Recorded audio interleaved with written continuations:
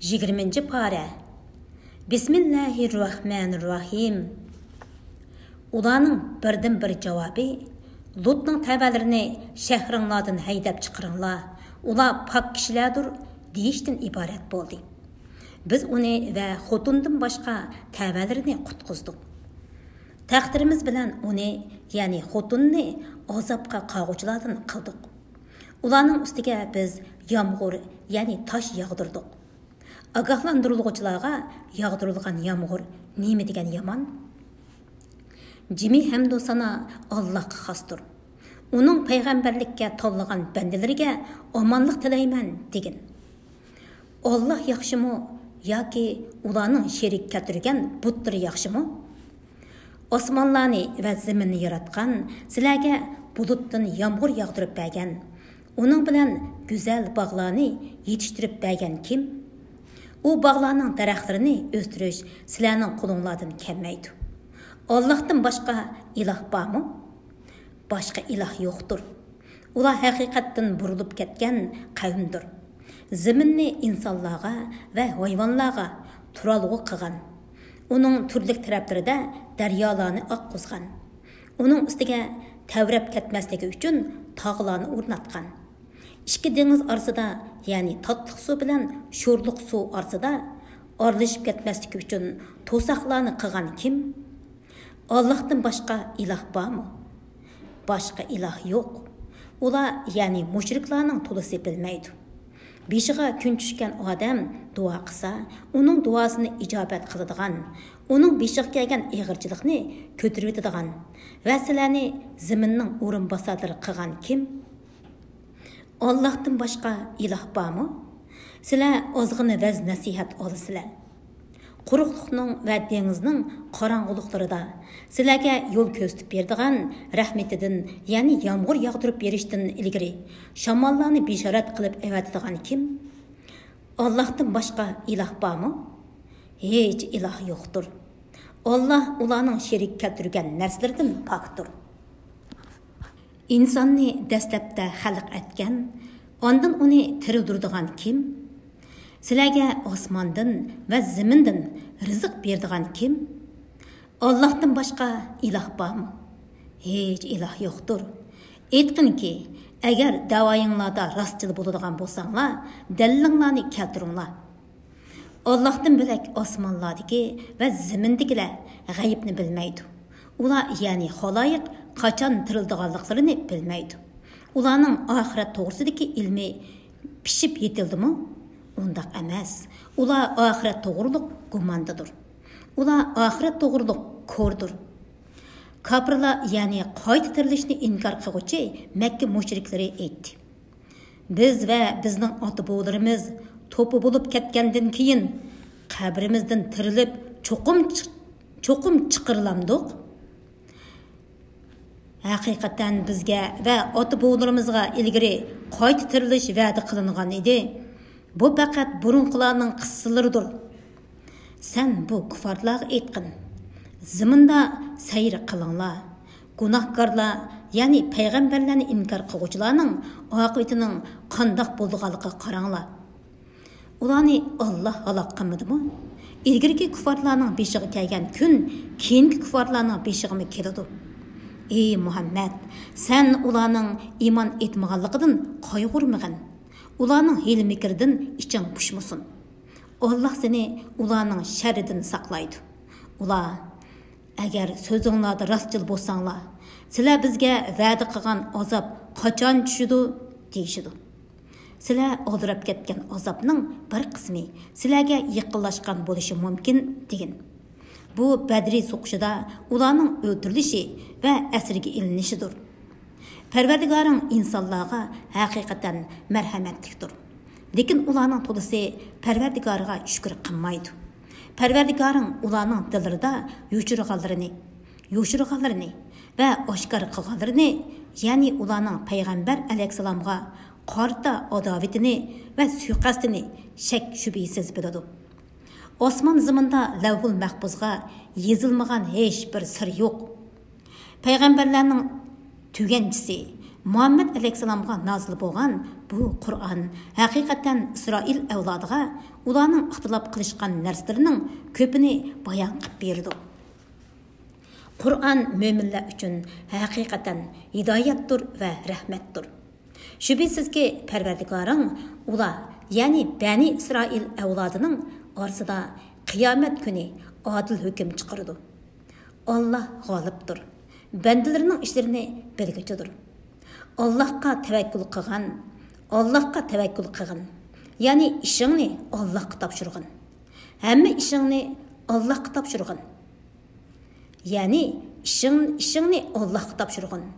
Hamma ishingda Allohga yo'langin. Allah sana madadkordir. Ey Muhammad, shubhisizki sen ro'shan haqdin desan. Sen o'liklarga va yuz o'rgan g'oslarga, ya'ni dillarining o'likligida, o'liklarga va haqni o'nglamaslikda g'oslarga o'xshaydigan kuffarlarga da'vatni anglatmaysan.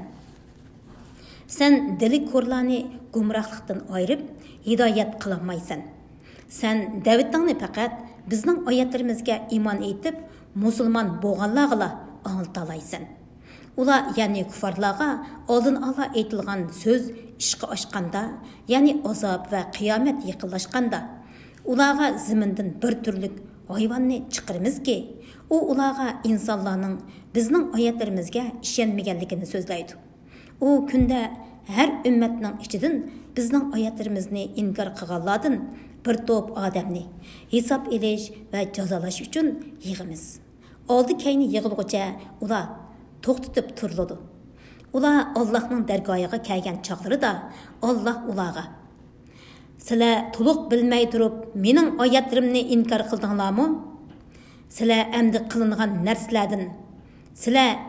qilingan narsalardan zodi nimalarni qildinglar?" deydi. Ular o'zlariga zulm qilganliklari uchun ularga azob haqliq bo'ldi. Ular o'zlari bo'lmaganligi uchun so'z qilolmaydi.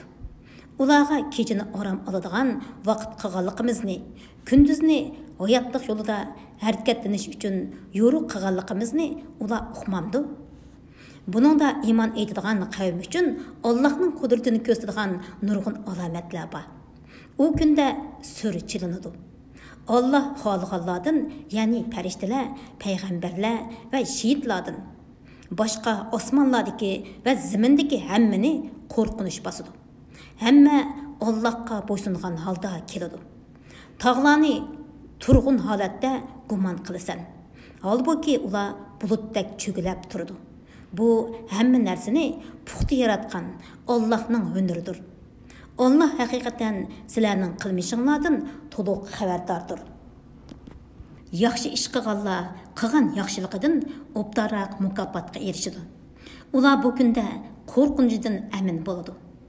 Yomon ish qilganlar do'zaxga yuzi bilan tashlanadi. Sizlar faqat qilmishinglarga yarasha jazolansizlar. Ey Muhammad, aytqinki, men faqat Alloh hurmatli qilgan bu shahar, ya'ni Makka mukarramaning Parvardigoriga ibodat qilishga buyurildim. Hamma narsa Allohning mulkidir. Men musulmonlardan bo'lishga, Qur'on o'qishga buyurildim. Kimki hidoyat topadigan, u o'zining foydasi uchundir. Kimki ozadigan, uning vaboli o'ziga bo'ladi. Sen uningga aytqinki, men faqat ogohlantiruvchilardanman. Ey Muhammad, aytqinki, jimi hamdu sana Allohga xosdir. Allah sizlarga qudratini ko'rsatib beradigan alomatlarni ko'rsatdi. Sizlar ularni tonish foyda bermaydigan chog'da to'naysizlar. Parvardigoring sizlarning qilgan amallaringlardan g'ofil emasdir. Sura Qasas. Nəhayət şəfqətlik və mehribon Allah'ның ismi bilan başlayman. Ta, sin, mim. Bu ro'shan kitob, ya'ni Qur'on oyatlaridir. Iymon etgan qavm uchun sana Musa va Fir'avn qissasini haqliq asosda o'qib beramiz. Shubhisizki Fir'avn Misr zaminida zo'mgarlikda haddidan oshdi. Aholisini bo'laklarga bo'lib, ulardan bir toifa, ya'ni Bani Isroilni bo'zaq qildi. ularning o'g'illarini o'ldirib, qizlarini xizmatga silish uchun tirik qoldirdi. Fir'avn haqiqatan buzg'unchilardan edi. Biz Misr zaminida bo'zaq qilinganlarga marhamat qilishni iroda qilamiz. Ularni yo'lboshchilardan qilishni, ularni Fir'avn va uning qavmining mulkiga varislik qilishni iroda qilamiz. Ularni Misr zaminida kuch-quvvatga ega qilmoqchimiz.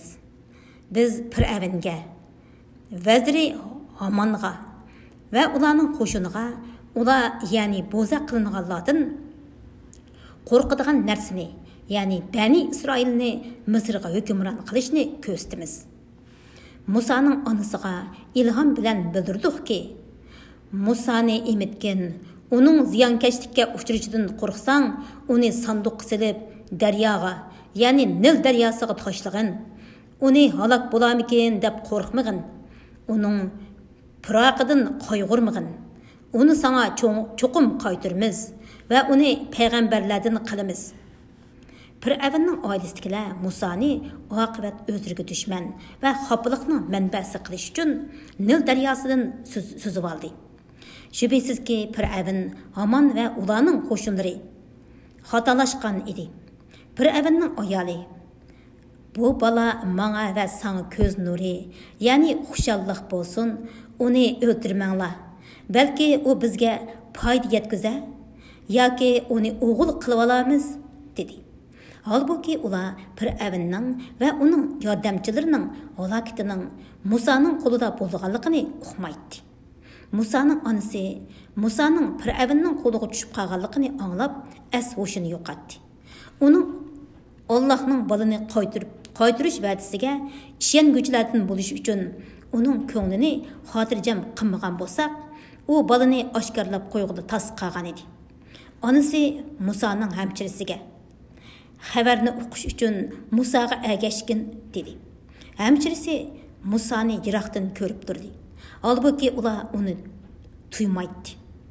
O'z onasi kelishdan ilgari Musani sut emgizguchi ayollarning imitishidan to'sdi. Musaning hamchirisi: "Sizlarga Musani obdan boqadigan bir oilani ko'rsatib qo'yaymi?" Ular Musani ixlos bilan boqdi dedi. Anısının xushal bo'lishi, qayg'urmasligi va Allohning va'dasining haq ekanligini bilishi uchun biz Musani uningga qaytirdik. Lekin insonlarning to'lisi Allohning va'dasining haq ekanligini bilmaydi. Musa o'sib yetilganda, aqli to'shqanda uningga payg'ambarlikni va ilmni ato qildik. Biz yaxshilarga mushundaq mukofot beramiz.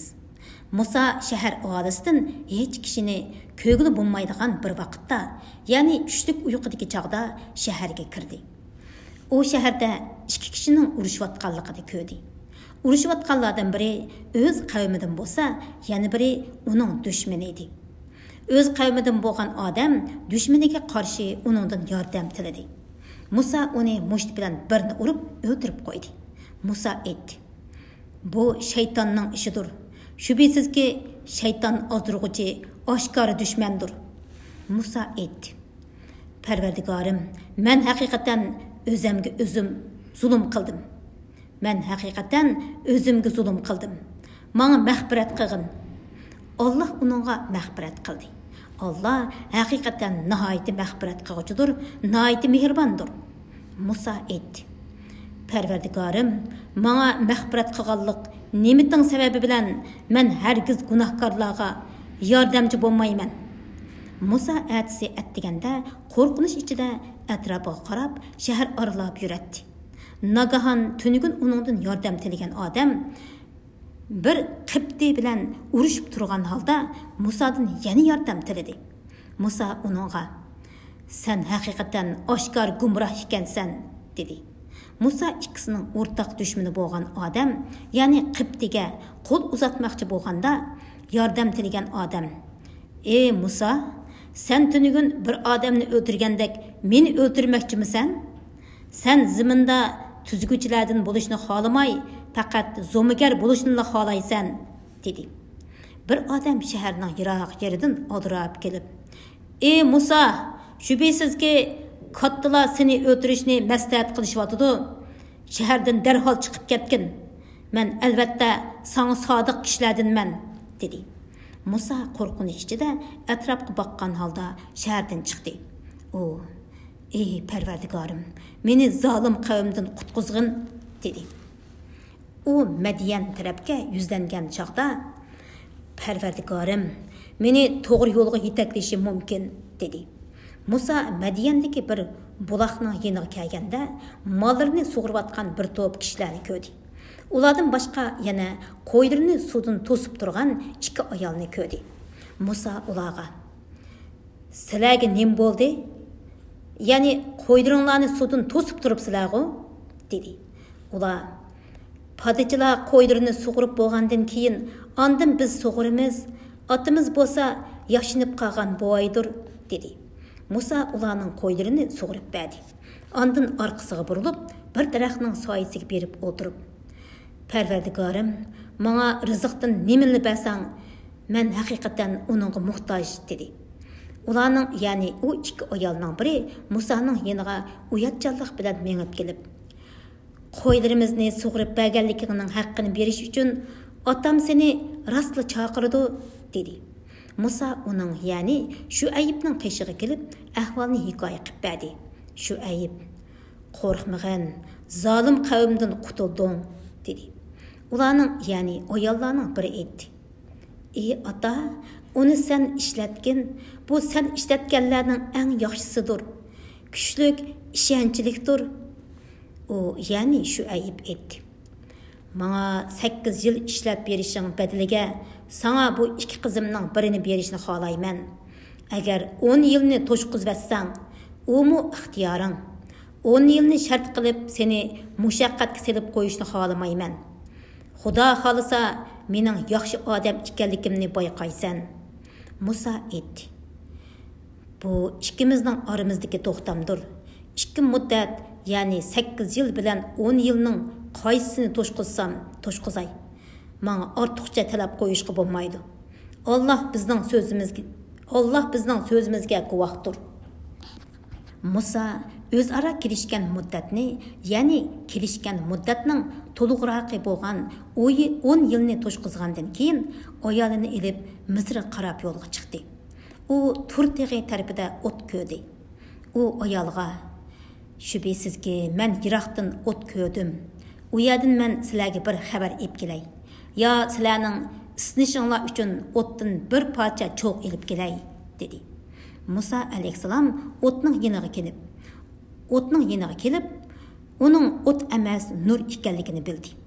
Musa o'tning yeniga kelganda, vodining o'ng tarafining girvikiga to'g'ri keladigan muborak joydagi daraxt tarafdan mundaq nido anglandi: "Ey Musa, sana so'z qilayotgan men, haqiqatan olamlarning Parvardigori Allohdirman.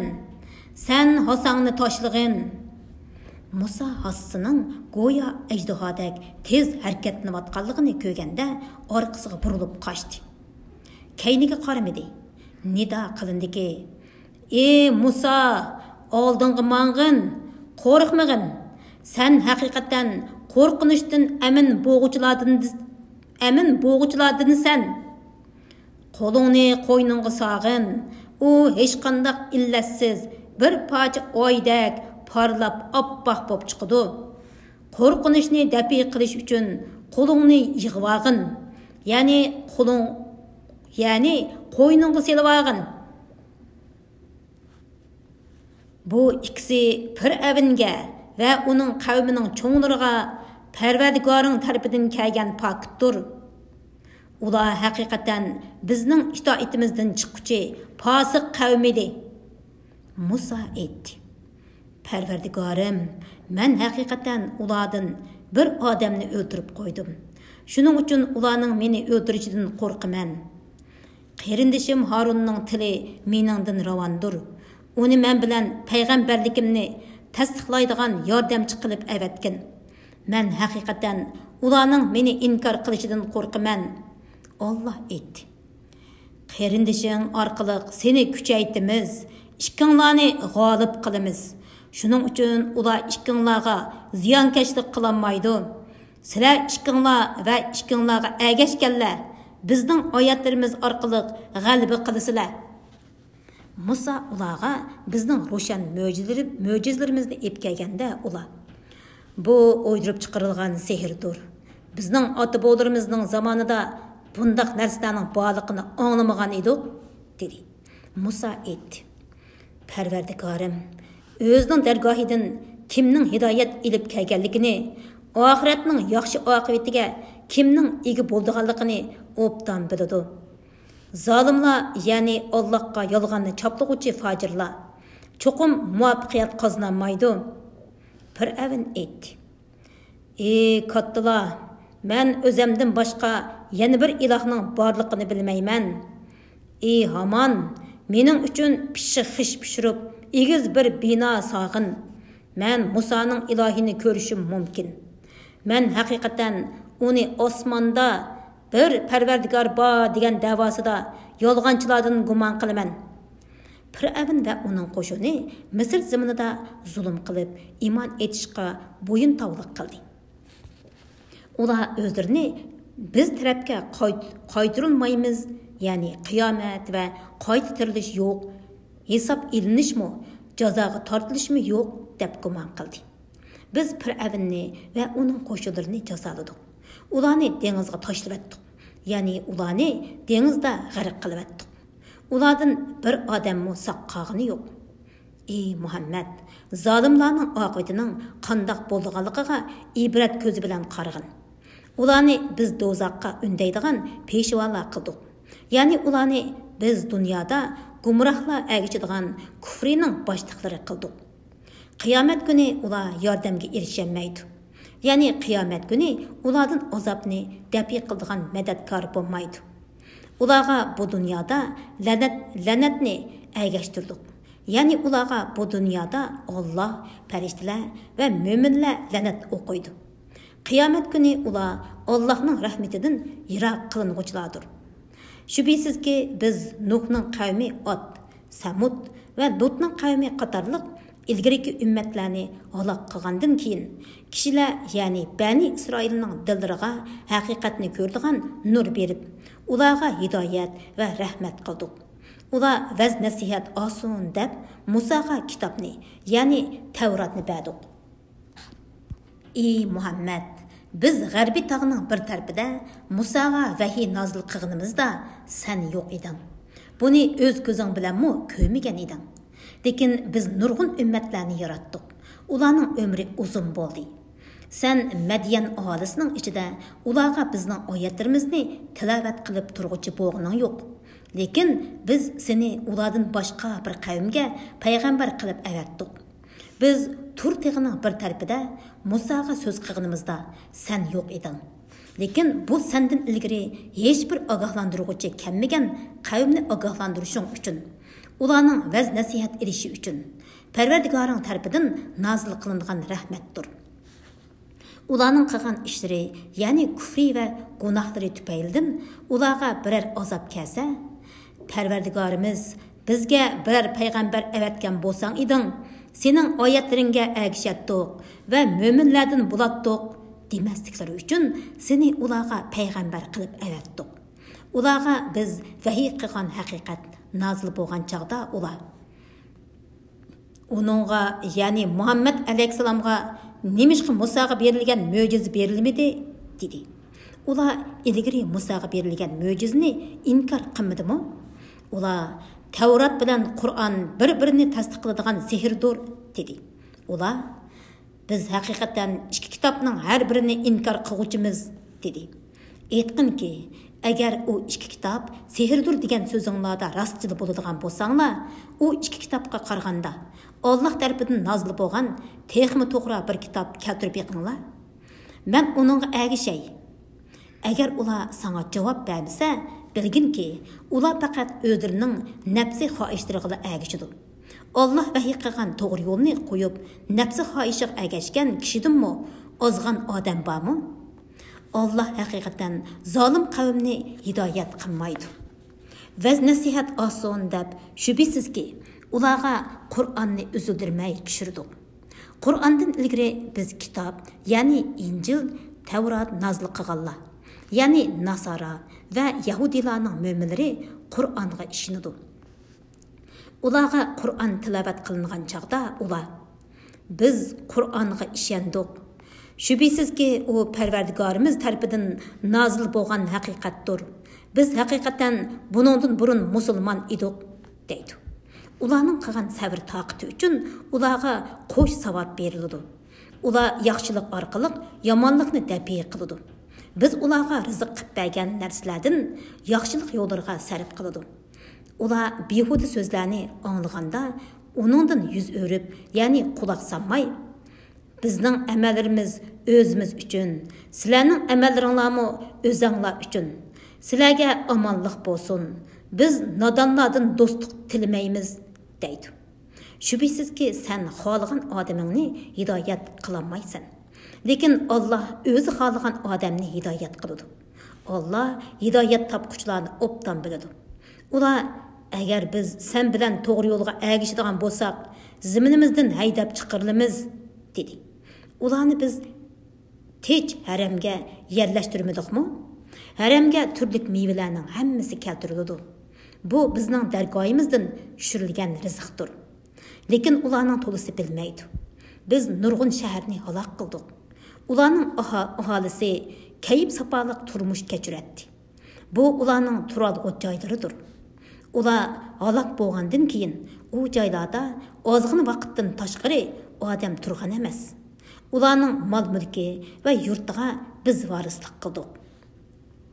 Parvardigoring shaharlarning markaziga, ularning aholisiga bizning oyatlarimizni o'qib beradigan bir payg'ambar avatmaguncha shaharlarni halok qilguvchi bo'lmadik. Shaharlarning aholisi zolim bo'lmaguncha shaharlarni halok qilguvchi bo'lmadik. Sizlarga qanday narsa berilmasin, u dunyo tirikchiligidagi foydalanadigan narsadir va dunyo tirikchiligining zinnatidir. Allohning dargohidagi savob eng yaxshidir, eng boqiydir. Tushunmamsizlar? Biz yaxshi va'dani qilgan, ya'ni jannatni va'da qilgan odam uni topadi. U dunyo tirikchiligidagi foydalanadigan narsalar bilan biz foydalandirgan, ondan qiyomat kuni azobga duchor bo'lgan odam bilan o'xshashmi? O dunyo tirikchiligidagi foydalanadigan narsalar bilan biz foydalandirgan, ondan qiyomat kuni azobga duchor bo'lgan odam bilan o'xshashmi? Shu kuni Alloh ularga sizlar gumon qilgan mening sheriklarim qayerda deb nido qildi. O'zlariga azob tegishlik bo'lganlar, ya'ni mushriklarning cho'nglari.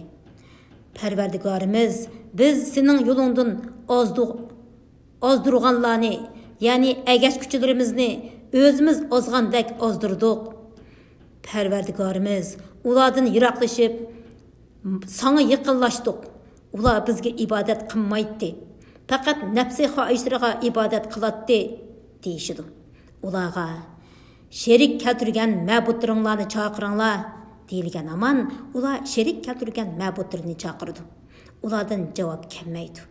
Ular azobni ko'rgan chaqda kofir bo'lganliklariga nadomat qilib, dunyodagi vaqtida hidoyat topgan bo'lishlarini orzu qildi. U kunda Alloh ularga nido qilib aytdi: Payg'ambarlarga nima bilan javob berdinglar? U kunda ularga barliq xabarlar qorong'u bo'ladi. Ular o'zaro so'rashmaydi. Tavba qilgan, iymon etgan va yaxshi amal qilgan odamga kelsak, uning maqsadga erishuvchilardan bo'lishi umidlikdir. Alloh maxluqotidan xoliqini yaratdi. Xohlagan odamni payg'ambarlik tanlaydi. Tanlash huquqi ularda emas, Alloh pokdir. Ularning sherik keltirganlaridan ustundir. Parvardigoring ularning dillarida yo'shirin tutqanlarini va ig'izlarida deganlarini bilib turdi. U Allohdir. Uningdan bilak hech ma'bud barhaq yo'qdir. Dunyo va oxiratda jimi hamdu sana Allohga mansubdir. Hukm chiqarish Allohga mansubdir. Sizlar Allohning dargohiga qaytirilsizlar. Aytib beqinglarchu. Agar Alloh kechini sizlar uchun qiyomat kunigacha so'zdigan bo'lsa, Allohdan bilak qaysi iloh sizlarga yo'ruqliq olib kelalaydi? Sizlar аңламамсызlar деген. Aytib beqinglarchu, agar Alloh kunduzni sizlar uchun qiyomat kunigacha so'zlagan bo'lsa, Allohdan bilak qaysi iloh sizlarga orom erishinglar uchun kechini ilib kelalaydi? Sizlar ko'mamsizlar degin. Sizlarni kechida orom olsin, kunduzda hayotlik yo'lida harakatlanib, Allohning fazlini talab qilsin va Allohning ne'matlariga shukr qilsin deb. Sizlar uchun kecha bilan kunduzni yoritishi Allohning rahmetidandir. U kunda Alloh ularga nido qilib, sizlar gumon qilgan mening sheriklarim qayerda deydi. Biz har ummatdan ularning amallariga guvohlik beradigan bir guvohchi, ya'ni payg'ambarni chiqaramiz. Poktinglarni keltiringlar deymiz. Ular haqiqatning Allohga mansub ekanligini ondan biladi. Ularning o'ydirib chiqqan narsalari, ya'ni ma'budlari o'zlarini ulardan chetga oladi. Qarun haqiqatan Musoning qavmidan edi. Qarun ularga yo'g'onlik qildi. Qarunga xazinlaridan shu qadar ko'p bergan ediki, ularning oshqushlarini ko'tirish kuchlik bir jamoagami haqiqatan ig'irlik qiladi. Ayni vaqtda Qarunga qavmi aytdi: "Ko'ranglab ketma. Alloh haqiqatan ko'ranglab ketguchilarni do'st tutmaydi. Alloh sana bergan boylik bilan oxirat yurtini tiligin. Dunyodagi nasibangni unutmag'in. Alloh sana yaxshilik qilgandek, sen Allohning bandalariga yaxshilik qilgin. Yer yuzida buzg'unchilikni tilamagin. Alloh haqiqatan buzg'unchilik qilguvchilarni do'st tutmaydi." Qarun: "Mening alohida bilimim bo'lganlikdan bu boylikqa erishdim" dedi. Qarundan ilgari o'tgan ummatlardan uningga qaraganda texmi kuchlik, to'plagan meli texmi ko'p bo'lgan kishilarni Allohning halok qilganligini u bilmadimi? Gunohkorlarning gunohlarining so'rilishi Alloh buni bilganligi uchun hojatsizdir. Qarun o'z qavmining oldiga barliq zinnati bilan hashamatlik holda chiqdi. Dunyo tirikchiligini ko'zlaydiganlar: "Koshki bizga Qarunga berilgan boylik berilsa-chu, u haqiqatan dunyolikdan cho'ng nasibiga ega ekan" dedi. Ilmli kishilar: "Voy sizlarga! Iymon etgan va yaxshi amalni qilgan kishiga Allohning savobi yaxshidir. U savob faqat sabr qiluvchilarga beriladi" dedi. Qarunni uning uyi bilan qo'shib yerga yutqizdi. Uningdan Allohning azobini dafi qilgan bir jamoat bo'lmadi. Qarun o'zini qo'g'diyolmadi. Tunigun texi Qarunning darajasini orzu qilganlar deyishdiki: "Pa, ko'rdingmi? Alloh bandalaridan xohlagan odamning rizqini keng qiladi ekan. Xohlagan odamning rizqini tor qiladi ekan. Alloh bizga marhamat qilmagan, ya'ni orzu qilganimizni bergan bo'lsa-da, bizni albatta yer yutatdi. Voy, ko'rdingmi? Kofirlar nijot topmaydi." Ana shu oxirat yurtini yer yuzida cho'ngchilik qilishni va buzg'unchilik qilishni ko'zlamaydiganlarga xos qildik. Yaxshi oqibat taqvodorlarga mansubdir. Kimki yaxshi ish qilgan ekan, u qilgan ishlaridanmi yaxshi mukofotga, ya'ni qilgan yaxshiligidan necha hassa ortiq savobga erishadi. Kimki yomon ish qiladi ekan, yomon ish qilganlarga faqat qilgan ishlariga yarasha jazo beriladi. Sana Qur'onni, ya'ni uni tabliq qilishni va uning ahkomiga amal qilishni farz qilgan zot seni albatta qaytadigan yerga, ya'ni Makkaga qaytirdi. Aytqinki, kimning hidoyat ep kelganligini, kimning o'p-o'chuq gumrohlikda ekanligini Parvardigorim hammadan obdan biladi. Sen payg'ambar bo'lishdan ilgari Qur'onning sana nozil qilinishini umid qilmagan eding. Faqat Parvardigoring rahmat qilib, sana uni nozil qildi. Kofirlarga yordamchi bo'lmagin. Sana Allohning oyatlari nozil qilingandan keyin u oyatlarga amal qilishdan kofirlar seni to'smasin. Parvardigoringga, ya'ni uni bir deb bilishga va uningga ibodat qilishga da'vat qilgin. Hərgizmi müşriklardan bo'lmagan. Ya'ni ularning nafsi xohishlariga moslashmagan. Allohga qo'shib boshqa bir ilohga ibodat qilma. Allohdan boshqa hech iloh yo'qdir. Allohning zotidan boshqa barliq narsa yo'q bo'ladi. Mahluqotda ijro bo'ladigan hukm faqat Allohga xosdir. Sizlar Allohning dargohiga qaytarilsizlar. Sura Ankabut. Nəhayət şəfqətlik və mehriban Allahның ismi bilan başlayman. Alif, lam, mim. İnsanlar iman etdik deb qo'yish bilanla sinalmay tarik edilimiz deb o'ylamdi. Ulardan burun o'tganlarni biz haqiqatan sinadik. Allah imonida rostchilarni cho'qim biladi. İmanida yolg'onchilarni cho'qim biladi. Yomon ish qilganlar bizdan, ya'ni azabımızdan qechib qutulalaymiz deb o'ylaydi. Ularning chiqargan hukmi nima degan yomon? Kimki Allohga muloqot bo'lishni umid qiladi ekan, bilsinki, Allohning buningga belgilagan vaqti cho'qim yetib keladi. Allah bandalarining so'zlarini anglab turg'uchidir. Bandalarining tashqi va ichki ahvolini bilib turg'uchidir. Kimki jihad qiladi ekan, uning qilgan jihodi o'zining foydasi uchundir. Allah haqiqatan tamomiy ahli jahondan behojatdir. Shubhisizki iymon etgan va yaxshi amallarni qilganlarning gunohlarini yo'q chiqaramiz. Ularni albatta qilgan amallarining eng yaxshisi bilan mukofotlaymiz. Insonni ota-onasiga yaxshilik qilishga buyurdik. Agar ota-onang seni sen bilmaydigan narsani menga sherik keltirishga zo'rlasa, agar ota-onang seni sen bilmaydigan narsani menga sherik keltirishga zo'rlasa, ularga itoat qilmagin. Sizlar mening dargohimga qaytib borsizlar. Sizlarga qilmishinglarni xabar qilaman.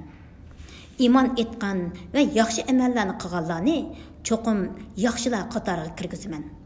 Yaxshilar qatoriga kirgizamiz. Ba'zi kishilar Allohga iymon etdik deydi. Allohning yo'lida biror aziyat tassa, kishilar tarafidan yetgan kulfatni Allohning azobi bilan o'xshash biladi. Agar Parvardigoringdan madad kelsa, biz haqiqatan sizlar bilan birga edik deydi. Allah jahon ahlining dillardagini hammadan obdan bilmamdi. Allah mo'minlarni cho'qim biladi. Munofiqlarni cho'qim biladi. Kofirlar mo'minlarga bizning yo'limiz, ya'ni dinimizga ergishinglar. Sizlarning gunohinglarni biz ustimizga olamiz dedi. Kofirlar mo'minlarning gunohlaridan ozroqmi ustiga ololmaydi. Ular haqiqatan yolg'onchilardir. Ular o'zlarining yuklarini va uning qo'shib boshqa yuklarni, ya'ni o'zlarining gunohlarini va ozdirganlarining gunohlarini ustiga oladi. Qiyomat kuni ular o'zlari o'yirib chiqqan yolg'on so'zlari uchun so'roqqa tortiladi. Biz haqiqatan Nuhni qavmiga payg'ambar qilib avatdik. Nuh qavmini tavhidga da'vat qilib, ularning ichida 50 yil kam 1000 yil turdi. Nuh alayhissalomning qavmi butparast bo'lib, uning payg'ambarligiga chin putmadi. Ular zolim bo'lganliklari, ya'ni kufrida va gumrohlikda chin turib, o'zlariga zulm qilganliklari uchun Alloh ularni to'pon balosi bilan halok qildi. Biz Nuhni va kemidagilarni g'arq bo'lib ketishdan qutqizdik. To'ponni butun ahli jahon uchun ibrat qildik. İbrahimni qavmiga payg'ambar qilib avatdik. O'z vaqtida u qavmiga aytdi: "Bir Allohga ibodat qilinglar va uningdan qo'rqinglar. Agar bilsanglar, mundaq qilish sizlar uchun yaxshidir. Sizlar Allohni qo'yib butlarga ibodat qilasizlar. Butlarni o'z qo'linglar bilan yasab olgansizlar. Butlarning qo'lidan foyda ziyon kelmaydi va yolg'onni o'ydirsizlar. Sizlarning Allohni qo'yib cho'qinayotganinglar, ya'ni butlar, sizlarga rizq berishga qodir emas. Rizqni Allohning dargohidan talab qilinglar.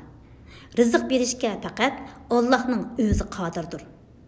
Allohga ibodat qilinglar va uningga shukr qilinglar. Allohning dargohiga qaytarilsizlar.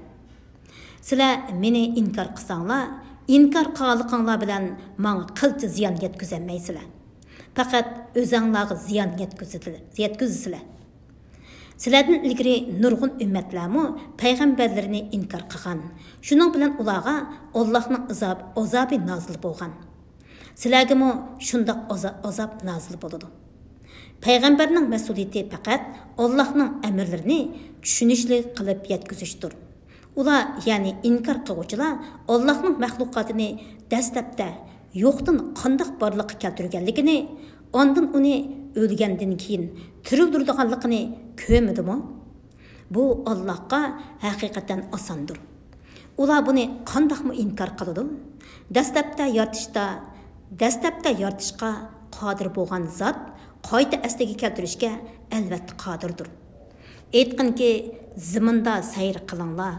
Allohning maxluqotini qandoq qilib yo'qdan bor qilganligiga qaranglar.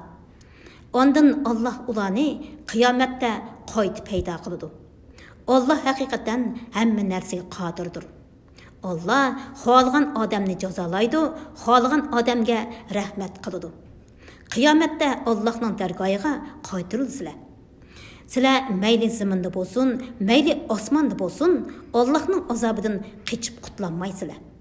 Sizlarga Allohdan bo'lak do'stmi yo'q, madadkormi yo'q. Allohning oyatlarini va uningga muloqot bo'lishni, ya'ni oxiratni inkor qilganlar, ana shular mening rahmatimdan noumid bo'ldi. Ana shular qattiq azobga duchor bo'ladi. İbrahimning qavmining javobi: İbrahimni o'ldiringlar yoki ko'ydiringlar deyishdan iborat bo'ldi. Alloh uni o'tdan qutuldirdi. Ular İbrahim alayhissalomni o'tga tashlaganda Alloh uningga o'tni so'rin va omon joy qilib berdi. Haqiqatan buningda iymon etgan qavm uchun Allohning qudratini ko'rsatadigan nurg'un dalillar bor. İbrahim aytdi: Bu dunyoda butlarga cho'qinish maqsadida yig'ilishinglarning oranglardagi do'stlikqa sabab bo'lishi uchun Allohni qo'yib butlarni ma'bud qilib oldinglar. Ondan qiyomat kuni ba'zinglar inkor qilsizlar. Ba'zinglar la'nat o'qiysizlar. Ya'ni qiyomat kuni mazkur do'stlik dushmanlikka aylanadi. Agashtirguchilardan ado judo bo'ladi. Agashtirguchilarga la'nat o'qiydi. Chunki ularning dunyodagi do'stligi Alloh uchun bo'lgan emas. Sizlarning joyinglar do'zax bo'ladi. Sizlarni do'zaxdan qutuldiradigan hech qanday yordamchi bo'lmaydi. Lut İbrahimga iymon etdi. İbrahim aytdi: Men cho'qim Parvardigorim tarafiga hijrat qilaman. Ya'ni Allohning roziligini izlash yuzidan vatanimni tark etib, Alloh amr qilgan joyga hijrat qilib boraman. Allah haqiqatan g'olibdir. Hikmat bilan ish qiluvchidir. İbrahimga İshaqni, Yaqubni ato qildik. Ya'ni İbrahim alayhissalom xudolik uchun qavmidan ayrilgandan keyin yaxshi farzand İshaqni berdik va İshaqning o'g'li bo'lgan navrisi Yaqubni berdik. Uningdan keyin payg'ambarlikni, kitobni, ya'ni samoviy kitoblarni uning avlodiga xos qildik. Dunyodagi mukofotni uningga ato qildik. Ya'ni jami dinlarda uni yaxshi nomga ega qildik. U haqiqatan oxiratda yaxshi bandalardandir. Lutni qavmiga payg'ambar qilib avatdik.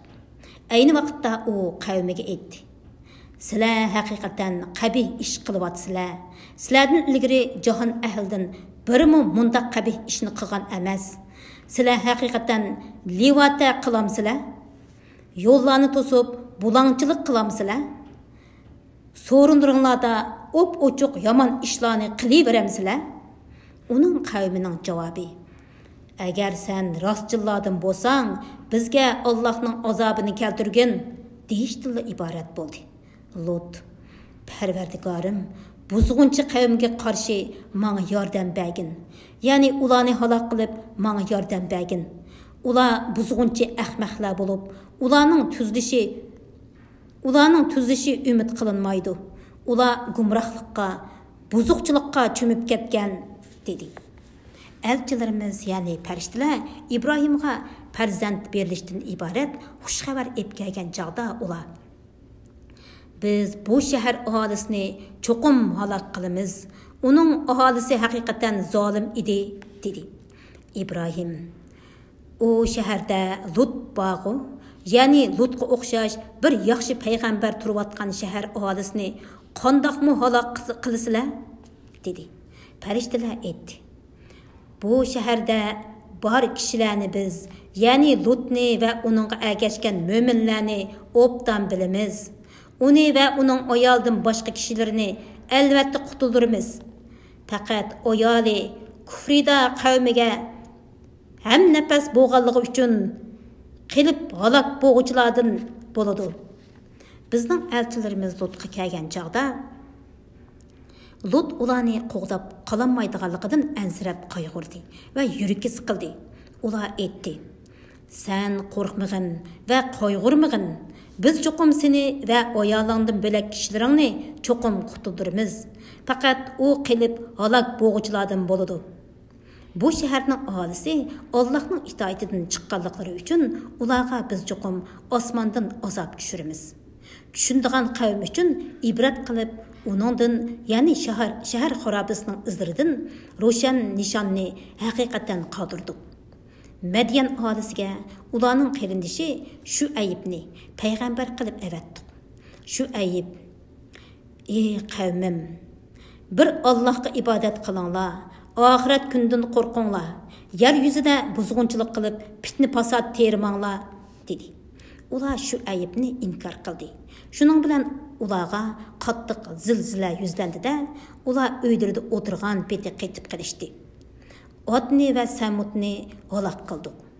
Ey ahli Makka, sizlarga haqiqatan ularning Hijozdagi, Yamandagi turadigan joylaridan ularning halok bo'lganligi ma'lum bo'ldi. Shayton ularga kufridan va gunohlardan iborat amallarini chiroyli ko'rsatdi. Ularni to'g'ri yo'ldan to'sdi. Ular aql egalari edi.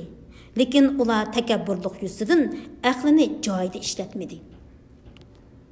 Dünya dəpinisi nurgun Qarunni, Fir'avnni və onun zulmida yordamchi bo'lgan vaziri Hamanni halok qildi. Shubhasiz ki Musa ularga ro'shan mo'jizalarni olib keldi. Ular zaminda cho'ngchilik qildi. Ya'ni Allohga ibodat qilishdan, payg'ambarga itoat qilishdan bo'yin tovliq qildi. Ular azobimizdan qochib ketamadi. Bu gunohkorlarning har birini gunohi tufaylidan jazoladik. Ularning ba'zisiga tosh yog'dirdik. Ularning ba'zisini qattiq tovush halok qildi. Ularning ba'zisini mol mulki bilan qo'shib yerga yutqizdik. Ularning ba'zisini suvda g'arq qildik. Alloh ularga zulm qilmadi, lekin ular o'zlariga o'zlari zulm qildi. Allohni qo'yib butlarni ma'bud qilib olganlarning misoli uy yasagan o'mchikning misoliga o'xshaydi. Ya'ni o'mchikning uyi uni issiq sovuqdan qo'g'diyolmagandek, ularning cho'qinayotgan buttirmi ularga hech qanday foyda ziyon yetkazolmaydi. Uylarning eng ojizi o'mchikning uyidir. Agar ular bu haqiqatni bilsaydi, butlarga cho'qinmaydi. Ular Allohni tashlab ibodat qilayotgan narsani obdan biladi. Alloh g'olibdir, hikmat bilan ish qiluvchidir. Biz insonlarga Qur'onda ularning zehniga yaqinlashtirish uchun bayon qilgan bu tamsillarni faqat olimlar tushuna oladi. Alloh osmonlarni va zaminni haq yaratdi. Haqiqatan buningda mo'minlar uchun Allohning birligini ko'rsatadigan dalil bor. Ey Muhammad, sana vahiy qilingan kitobni, ya'ni Qur'onni tilovat qilgin. Namozni ta'idil arkan bilan o'qigin. Namoz haqiqatan qabih ishlardan va gunohlardan to'sidi. Allohni yod etish hammadan, ya'ni uningdan boshqa hamma ibodatdan ulug'dir. Alloh qilayotgan hamma ishinglarni bilib turadi.